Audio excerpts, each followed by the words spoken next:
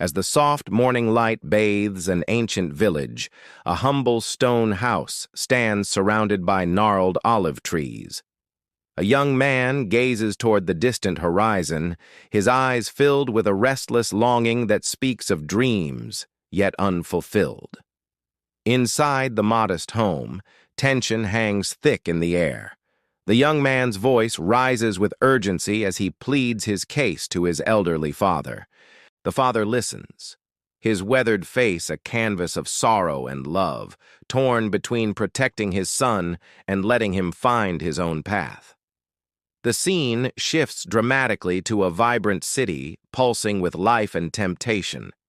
Our young protagonist finds himself swept up in a whirlwind of feasts, flowing wine, and the laughter of strangers. Yet even as he smiles, a hollowness lurks behind his eyes, hinting at a deeper emptiness that cannot be filled by fleeting pleasures.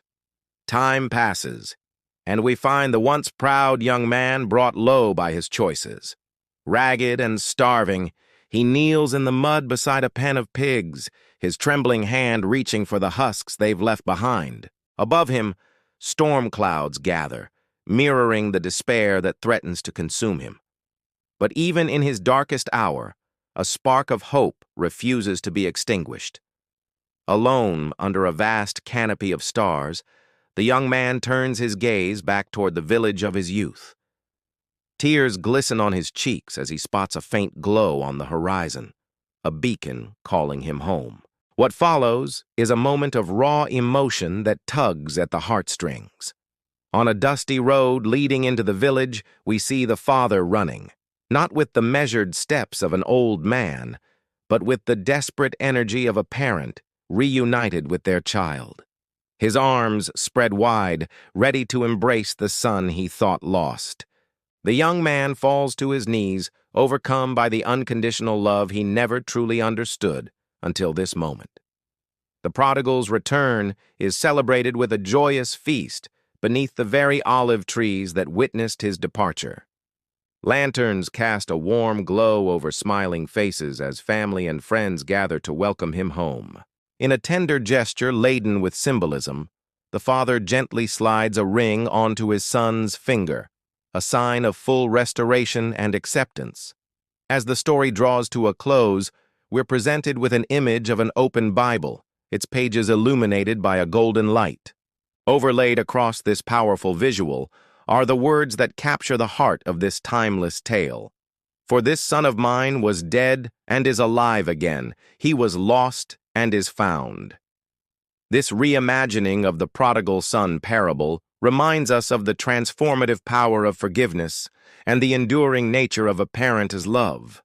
It speaks to the universal human experiences of rebellion, regret, and redemption, themes that resonate across cultures and generations.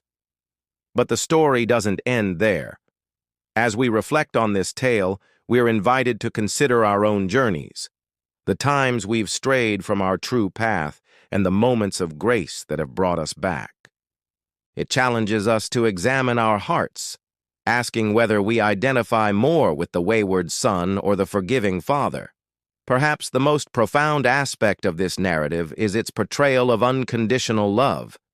In a world that often demands we earn affection or prove our worth, the father's unquestioning acceptance of his son stands as a radical example. It's a love that doesn't keep score, that rushes to meet us even when we're still far off. This reimagining also sheds light on the often overlooked elder brother, whose resentment at his siblings' warm welcome reveals another facet of human nature. His struggle with fairness and favoritism adds depth to the story, prompting us to examine our own capacity for forgiveness and joy in others' redemption. The vivid imagery of the story, from the distant city's allure to the humbling pig pen, serves as a powerful reminder of the consequences of our choices. Yet it also illustrates that no matter how far we fall, the path home is always open to those willing to take that first step. In our modern context, this ancient tale takes on new relevance. It speaks to prodigal daughters as well as sons, to those who've wandered far from home physically or spiritually. It offers hope to parents anxiously waiting for a child's return and challenges communities to practice radical acceptance. As we close this reimagining, we're left with a profound sense of hope. The story whispers to us that no matter our past, no matter how far we've strayed, there is always the possibility of a new beginning.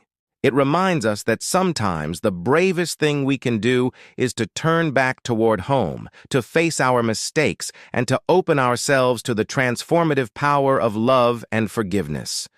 In a world often divided by judgment and condemnation, this tale stands as a beacon of reconciliation. It challenges us to be both the forgiving father and the humbled son, to extend grace to others, and to have the courage to accept it for ourselves. As the golden light fades from the Bible's pages, we're left with a question that echoes through the ages. How will we write our own story of redemption? Will we have the courage to return when we've lost our way? And when others stumble, will we be the ones running down the road, arms open wide, ready to welcome them home?